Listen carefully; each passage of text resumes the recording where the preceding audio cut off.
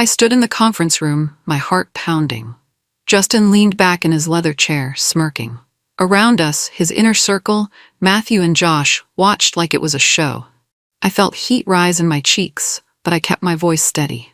Why was I passed over for promotion again, I asked.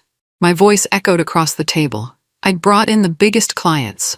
I worked weekends, evenings, but Justin just rolled his eyes. He let out a loud sigh. You're not leadership material, Michaela, he said. You can't handle the pressure. His tone dripped with condescension. I heard a few gasps, but no one dared challenge him. I felt something snap inside me. If that's how you see me, I said, then I'm done. I paused to let my words sink in. I quit. Justin's eyebrows shot up, then he gave a mocking laugh. You'll be back, he said, loud enough for everyone to hear. You'll never make it out there without this job. His words stung, but I'd expected them. I squared my shoulders, locked eyes with him, and said nothing. My mind was already racing with plans. As I walked out, I heard a chorus of murmurs behind me. Shock, pity, maybe a spark of admiration. I had no idea what would happen next, but I was ready for it. The next morning, I woke up before sunrise, heart pounding with excitement and a hint of fear. My formal resignation letter was open on my laptop. Everything about it was direct. I thanked the company, stated my decision, and made it clear I'd be leaving immediately. I clicked send and stared at the screen, waiting. My phone buzzed. 3, 4, 5 messages in quick succession. Justin's assistant first. Justin wants to see you, now. Then from HR, we need an exit interview. And of course Justin himself. Stop being dramatic. I took a deep breath. I'd prepared for this reaction. Justin liked control. The moment I threatened that control, he'd lash out. But I was done letting him dictate my worth. 10 minutes later, I walked into his office. He scowled like I'd personally insulted him. You're making a mistake, he said, slamming a folder on his desk. You think it's that easy out there? You're nothing without us. I wanted to roll my eyes, but I kept calm. I appreciate your concern, I replied. I'll be fine. He opened his mouth to spew more warnings, but I held up a hand. This is final, Justin. Then I turned on my heel and left. I was free, and he hated it. Outside, I smiled, adrenaline coursing. My plan had officially begun. By lunchtime, the entire firm knew. It was like a shockwave. Michaela James, the consultant who pulled in the biggest deals, was out. Whispers trailed me in the hallway as I gathered my things. I got messages from colleagues, some I'd barely spoken to before. You didn't deserve that, wrote one. I can't believe he humiliated you like that, said another. A junior associate named Layla stopped me in the break room. Her eyes were huge. We all saw what Justin did, she murmured. He crossed a line. Are you okay? It felt surreal. People who never said 2 words to me were suddenly on my side. Maybe Justin's cruelty finally showed his true colors, or maybe they were just curious. Either way, I felt their eyes on me as I packed up my final box of files and stationery. At my desk, I found a small card slipped under my laptop. It read, I believe in you, Chloe. I smiled. Chloe was a quiet analyst, but sharp as a tack. I was grateful for that tiny act of support. As I made my way to the exit, I felt a strange mix of nerves and relief. Everyone saw Justin's public power play, but they also saw me walk away with my head high, and I could sense something shifting. People were rooting for me now. 3 months before handing in my resignation, I'd stared at my bedroom wall, plotting. I'd known Justin would never give me the promotion I deserved. Why keep waiting for recognition that would never come? In a late-night burst of inspiration, I filed the paperwork for my own consulting firm. It felt risky, but also thrilling. I picked a name that captured my vision. MJ Consulting Group. MJ, short for my initials. I kept it all secret. I worked in shadows, making business plans during my lunch breaks. I drew up a client outreach list, focusing on industries I knew well. I even scoped out potential office spaces. They were small, but I only needed a modest start. One night, I got a text from an old college friend who specialized in web design. Heard you might be branching out, she wrote. Count me in if you need a website. I almost jumped with excitement. Word was getting around that I wasn't happy at my job, and my talented friends were on board. So by the time I handed Justin my resignation, I wasn't panicking. I already had my foundation in place. All I needed was the green light and that final push. I slammed my laptop shut that night, satisfaction pulsing in my veins. It was happening. After I left, messages from clients poured in. Some were borderline panicked. "Where are you going? Why didn't you tell us? We need to talk ASAP." I realized how much faith they'd placed in me. I was the face they trusted, the one who answered their frantic calls at 2 a.m. when a marketing campaign was crashing. I was the one who turned dry leads into million-dollar deals. Now, the top 3 accounts, Rexontech, Vela & Co., and Horizon Wellness, were all reaching out. They wanted updates, wanted to follow me. I could sense their frustration with the old firm. Justin and his buddies never gave them the same attention I did. I replied carefully. I didn't want to burn bridges or violate any agreements. "I'm starting something new," I told each of them, "but it's still in early stages. Let's keep in touch." A few hours later, I got a text from Vela & Co.'s chief operating officer. "We're ready whenever you are. Trust you more than anyone else." My heart skipped. This could change everything. I could almost imagine Justin's reaction if he found out. Those were supposedly his prized clients, but deep down, we all knew who really brought them in. I made a quick note in my planner. Follow up with them soon. My wheels were already spinning. In my last year at the firm, I learned how Matthew and Josh operated. Long lunches, golf trips, big talk, and minimal actual work. They cozied up to Justin, feeding his ego. Meanwhile, I was the one reading contracts, spotting errors, and running the numbers. They'd give me side glances during staff meetings, smirking whenever Justin undermined me. One time, Matthew accidentally deleted my client presentation right before a major pitch. Another time, Josh spread rumors that my numbers were inflated. The truth? They felt threatened. Clients asked for me, not them. Senior partners noticed my efficiency. Justin had to face the fact that his prized boys' club wasn't the real engine of success. I remember confronting Matthew quietly after he wiped my presentation. "Was it worth it?" I asked.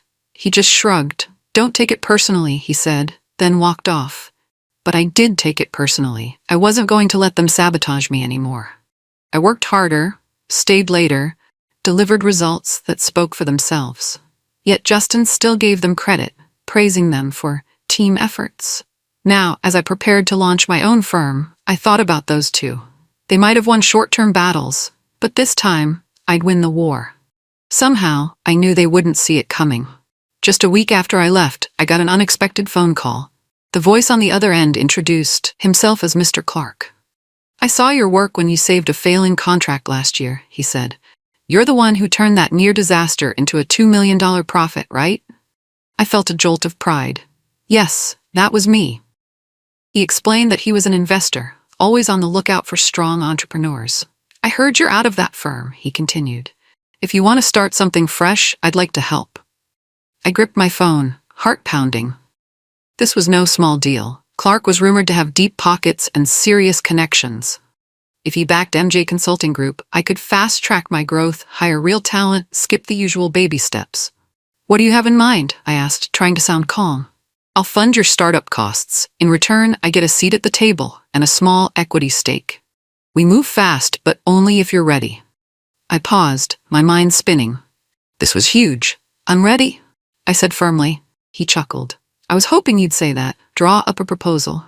Let's finalize terms soon." My hands shook when I hung up. Everything was accelerating, and I couldn't wait. Right after talking to Mr. Clark, I grabbed my phone and started texting 2 people I trusted most. First was Chloe, the analyst who'd slipped me that encouraging note. Next was Ryan, a marketing genius who'd left the firm 6 months ago because of Justin's favoritism. Chloe responded immediately. "Are you serious? I'd love to join. Justin's been ignoring my ideas for months. Let's talk details." Ryan was equally enthusiastic. "Yes, I've got fresh ideas and my own client leads. Count me in." Within days, the 3 of us met in a cramped coffee shop. I laid out my vision for MJ Consulting Group, a lean, agile team that focused on real client relationships. Chloe would handle data analytics and client research. Ryan would oversee marketing campaigns and brand strategy. I'd manage client acquisition and overall direction. They loved it. We even debated the coffee shop name for our first official team meeting. It felt surreal, us huddled over laptops, scribbling on napkins, fueled by caffeine and raw ambition. After we hashed out details, Ryan grinned. "We're actually doing this." Chloe gave me a fist bump. I saw hope and excitement in their eyes. Walking out, I felt a wave of gratitude. My new team believed in me. This was the start of something bigger than all of us. A week later, Clark called me with a big opportunity. He had a lead on a high-revenue company, Zenera Solutions, looking for a new consultant. They were ready to invest serious money if the pitch was strong. My stomach flipped. This was the kind of deal that put you on the map. Clark said, "I can arrange a meeting, but you'll have to impress them. They're used to big-name firms." I said yes, without hesitation. I prepped for days, fine-tuning every angle of our proposal. Chloe gathered data on Zenera's industry trends, Ryan developed a sleek presentation, and I practiced delivering the pitch until I could do it in my sleep. Finally, the big day arrived. We walked into Zenera's boardroom. All eyes were on us. 3 newcomers, no massive track record, just hunger and confidence. I could almost sense them sizing us up. But once we started talking, the energy shifted. I spoke about tailored solutions and personal touch. Chloe showed data-backed strategies that sparked interest. Ryan explained how our marketing plan would boost their global reach. When we finished, the Zenera CEO leaned forward. "We've seen a lot of consultants pitch. You 3 actually get it." He glanced at his team. "I'm impressed. Let's do a trial run." I walked out feeling like I was floating. This was it. We'd nailed our first major client. Meanwhile, back at my old firm, things weren't going smoothly. I got a late-night text from a former coworker, Jana. "They're panicking. Clients keep asking for you." Apparently, Justin and his crew were struggling to keep projects on track. Their pride wouldn't let them admit it publicly, but clients noticed delays and mistakes piling up. Some internal documents got lost or mislabeled. A few clients threatened to pull out if they didn't see results. I heard rumors that Justin was forcing employees to work overtime, trying to close gaps. "He's more demanding than ever," Jana wrote, "but he also seems unsure, like he knows something's off." I couldn't help but feel a twinge of satisfaction. For years, I was the invisible glue holding that place together. Now that I was gone, the cracks in Justin's so-called empire were becoming obvious. Still, I was careful not to celebrate too loudly. We had our own challenges at MJ Consulting Group, limited resources, a lean team, and a massive new contract we had to deliver. Failure wasn't an option, but part of me wanted to see Justin squirm. He'd always claimed I was just another consultant. Maybe now he understood my true value. I sensed this was only the beginning of his downfall. Justin tried to smooth things over with the top clients. He called them personally, claiming, "Michaela's on sabbatical. She'll be back soon." The gall of that lie made me laugh when I heard it. One of my main contacts at Rexuntech, Ken, forwarded me an email from Justin's team. They were offering free add-ons, discounts, anything to keep them happy. But Ken was skeptical. He replied to them, "I'd rather wait until Michaela returns." Then he sent me a direct message. "Is it true? Are you really on leave?" I wrote back, "Nope, I resigned. They're spinning stories because they're desperate." Ken's response was immediate. "Unreal. That's enough for me to walk." I told him I couldn't poach him outright. There were legal lines I didn't want to cross, but if he chose to terminate their contract, I'd be open to a conversation. He understood. Meanwhile, the rumor mill churned at the old firm. Employees whispered about how Justin was throwing freebies at clients, hoping they wouldn't notice the lack of real talent on his team. He was basically setting money on fire to hide the truth. He needed me back. I didn't gloat publicly, but I sure felt relieved. Watching him scramble was a reminder that everything was shifting in my favor. News about my resignation wasn't just floating around inside the company anymore. Someone, maybe Jana, maybe another fed-up employee, posted on a business forum. "Top consultant left due to toxic leadership. Firm pretends she's on sabbatical." That post blew up, with hundreds of views and comments. People started speculating about the firm's culture. Some ex-employees jumped in, sharing stories of unpaid overtime, credit stealing, and Justin's notorious temper. This was worse than bad PR. It was a direct hit to Justin's carefully crafted image. Potential clients read those forums. Investors read them. The firm was hemorrhaging credibility. I found out about the post when Chloe sent me a screenshot. "This is huge," she wrote. I stared at the screen, my heart thumping. Finally, the truth was coming to light. I knew Justin would freak out. Later, I got a call from an unknown number. It was a client rep from Vela & Co., one of those top 3 accounts I'd nurtured. "So you're not on sabbatical?" she asked. "Is that why our project is stalled?" I told her I'd left. She sighed heavily. "I suspected as much. Justin's team is lying to us." We hung up, and I felt a rush of validation. Everything was unraveling for Justin. The best part? I didn't have to lift a finger. The truth leaked all by itself. I heard from Jana again. "Justin's losing it. The 3 biggest clients gave an ultimatum. Bring you back, or they walk." A part of me was shocked they'd be so blunt, but it made sense. Those clients had always relied on me. Now that they knew I was gone, they had zero faith in Justin's team. The tension soared. Justin called emergency meetings, canceled personal plans, and tried to craft some strategy to lure me back. He even offered to cut fees for those major accounts just to stall them. But the clients were firm. "We want Michaela, or we take our business elsewhere." When Jana told me this, I felt a strange mix of triumph and fear. Triumph because it proved my worth once and for all. Fear because the pressure to perform at MJ Consulting Group was greater than ever. If they came to me, I had to deliver. I braced myself for Justin's next move. He wouldn't go down easily. Would he beg me, offer me a higher position, or try to tarnish my reputation? In any case, the clock was ticking. The ultimatum was set. The clients were restless, and the board members were surely panicking. I knew I'd be getting a phone call soon. I just didn't know how desperate he'd sound. Sure enough, my phone rang the next day. Justin's number lit up my screen. I debated ignoring it, but curiosity won. "Hello?" I answered calmly. His voice was tense. "Michaela, let's be adults about this. The clients are threatening to leave. We can't have that." I stayed silent, letting him squirm. Finally, he continued, "I'm willing to offer you a raise, 15% more, and a creative director title." He paused, waiting for my reaction. When I didn't respond, he pushed further. "You want more? Fine, you can set your own schedule. Hell, you can run your own team." A month ago, I might have jumped at that, but a lot had changed. Justin was only offering this now because his empire was in danger. I exhaled slowly. "I appreciate the offer," I said, "but I'm not coming back." His breath caught. "You're being foolish. Nobody else will give you this chance." I almost laughed. "I already have a better chance, my own firm." He launched into accusations. "You're ungrateful. You owe this company your success." On and on he went, his voice shaky. But I stayed quiet, letting him fume. Finally, I said, "I don't owe you anything. Goodbye, Justin." I hung up, feeling a thrilling sense of closure. He'd officially lost the power he once held over me. Within 4 months, my firm helped Zenera Solutions generate $3 million in new profit. Ryan's marketing plan was a smash success, and Chloe's data insights saved them from costly mistakes. Our results blew Zenera's expectations away. So, we put together a quick case study showing how we turned a modest budget into massive gains. We posted it on our fledgling website. Unexpectedly, it went viral in business circles. People started talking about the new consulting shop that's outperforming bigger players. Requests poured in. Smaller companies, startups, and even mid-sized ventures asked for consultations. I had to hire 2 more people, Hector for project management and Kiara for client communications, just to keep up with meetings. Ryan sent me a link to a trending tweet.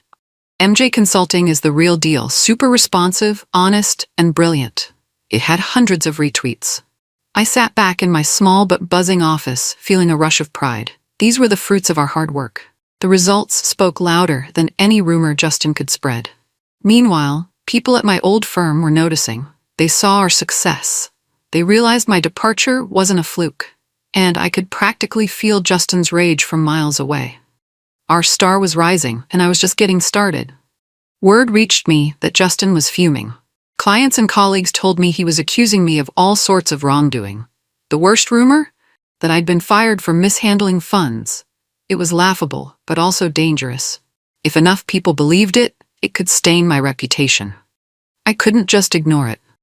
Chloe tapped away on her keyboard, searching public records and internal memos. "There's zero sign of that," she said, scanning the firm's financial statements that were legally accessible.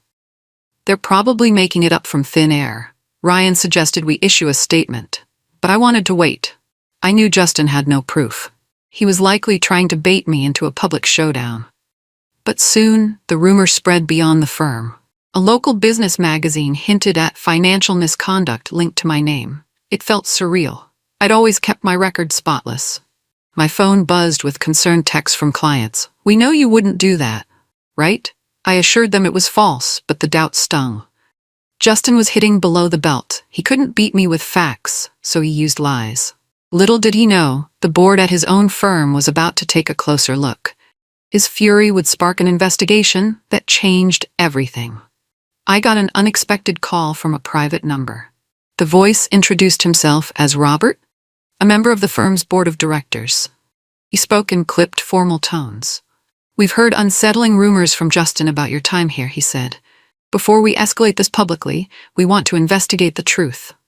In the background, I heard another voice, probably a lawyer, feeding him lines. Clearly, they were bracing for a scandal. "Investigate all you want," I said. "My record is clean." Robert paused. "We might need your cooperation. Access to your email records, your project files." I cut in. "I'm fine with that, as long as we do it lawfully and fairly. I've nothing to hide." A beat of silence. Then he cleared his throat. "Thank you. We'll be in touch." After I hung up, I felt both nervous and relieved. If they truly dug into the finances, they'd see I never touched a penny illegally. But who knew what Justin and his cronies, Matthew and Josh, might have planted or twisted? I called Chloe and Ryan to fill them in. Ryan whistled. This could blow up in Justin's face if they find out the real story. That was my hope. I just prayed there weren't any hidden traps. The ball was now in the board's court. 2 weeks passed, and I heard almost nothing. Then I got a panicked call from Jana. "They found something, but it's not about you." Her voice was shaking. Apparently, during the investigation, the board hired forensic accountants to comb through every transaction linked to the major accounts. They discovered discrepancies. Invoices paid out to suspicious vendors, funds redirected in strange ways, weird timing on certain contracts. It all pointed not to me, but to Justin, Matthew, and Josh. My name came up spotless. They never found a single sign of misconduct in my files or communications. Jana read me part of an internal memo. "Preliminary evidence suggests misappropriation of funds by upper management. Further review required." I felt a rush of vindication, followed by anger. Justin had tried to pin his own crimes on me. That was low, even for him. But now the truth was exposed. I thanked Jana for letting me know and hung up. Then I called Ryan and Chloe to share the news. Chloe laughed in disbelief. "So that's the real reason they wanted to bury you. They had skeletons in their closet." Ryan added, "What goes around comes around. This is huge." Huge indeed. Justin's house of cards was about to come crashing down. Within days, the firm's board compiled detailed evidence against Justin and his closest allies. It was like a bombshell. Emails leaked that showed Matthew and Josh had created fake vendor accounts, funneling money to themselves. Justin approved it all.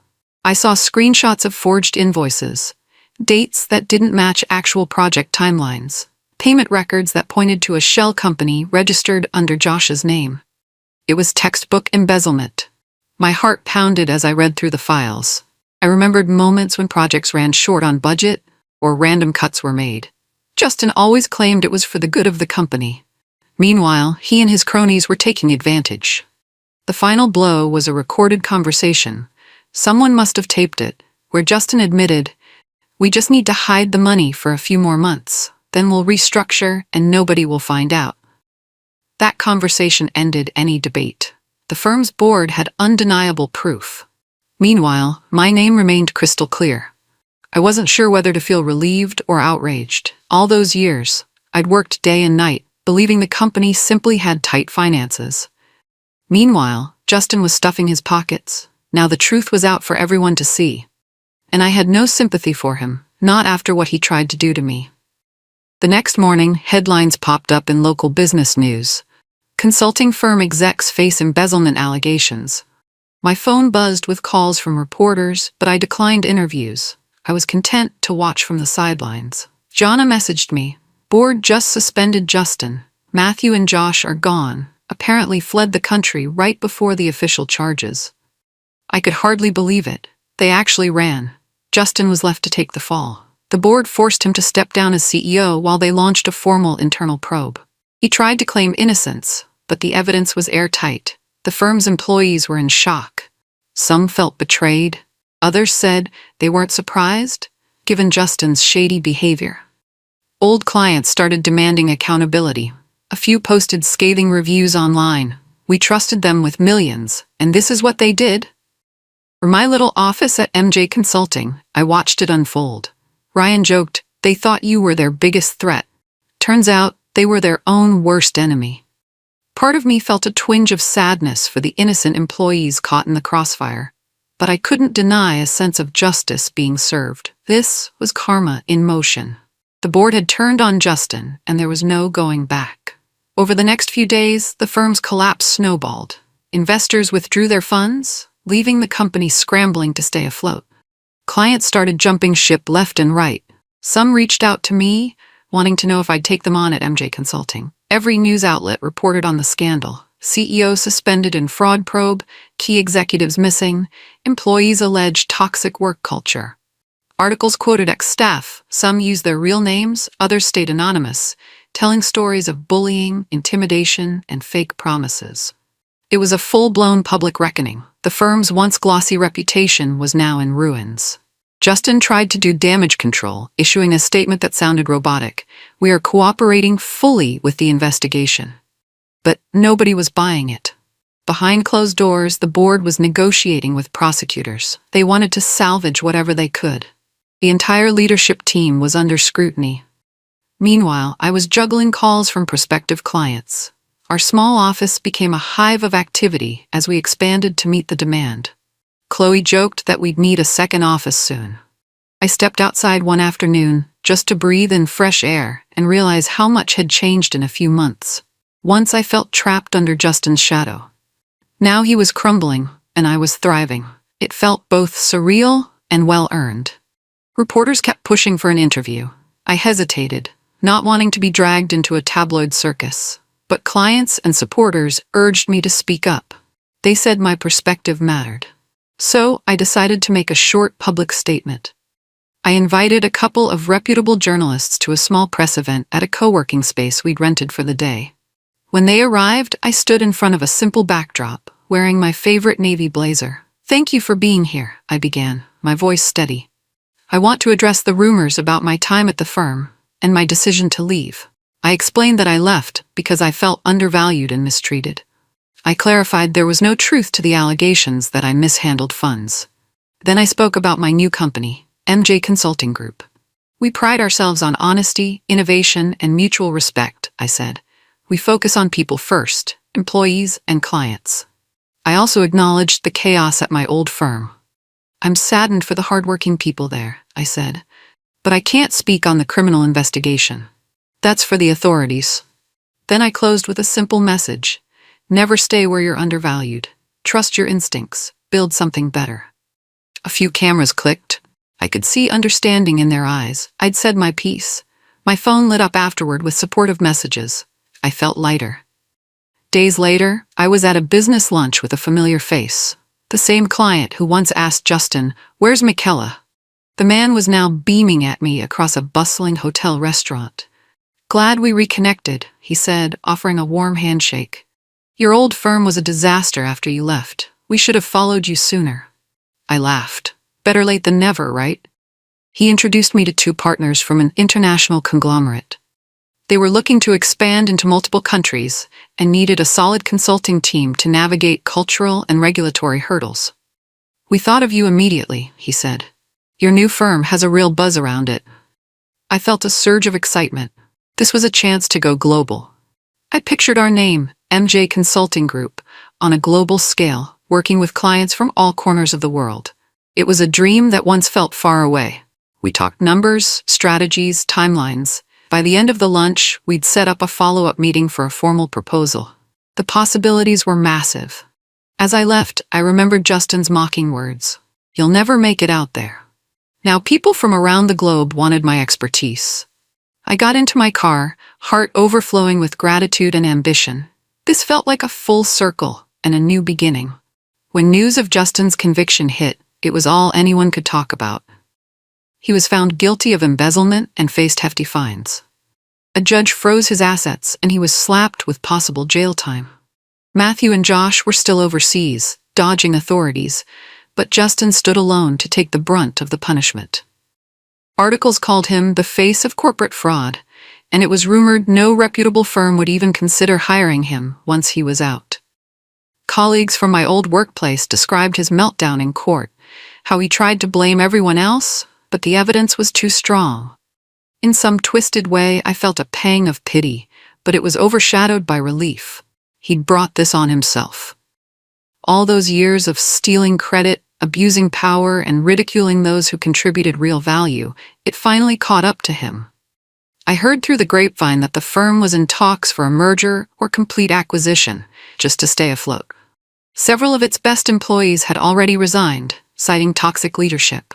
It was a sad end for a once promising company, but I couldn't dwell on that. I had my own success to nurture and a new wave of clients demanding our services. Justin's reign was over. My path was wide open. I sat in my new office, staring through glass walls at the bustling city skyline. My team moved with purpose, taking calls, closing deals, brainstorming in quick huddles. The space buzzed with energy. I glanced at the plaque on my desk. MJ Consulting Group, founder and CEO, Michaela James. It felt unreal sometimes, but every day I reminded myself I'd earned this. Behind me, a framed quote caught my eye. It was simple black text on white paper. "You'll never make it without this job." Justin's words. I'd typed them out and hung them as motivation. Each time I felt doubt creeping in, I looked at that quote. It reminded me of how far I'd come. My phone chimed. Another potential client wanted a meeting. Ryan stuck his head in. "We just signed an agreement with that international partner. Big expansion." Chloe pumped a fist in the air, grinning. I stood up, scanning the room. We were bigger than I ever imagined, and still growing. "Let's celebrate after work," I told them. My heart fluttered with pride. I walked to the window, sipping my coffee, recalling the day I walked out of Justin's office. I remembered his sneer, his arrogant laugh. I smiled now, a quiet, confident smile. "Watch me," I whispered to that framed quote, and I felt like I could conquer anything.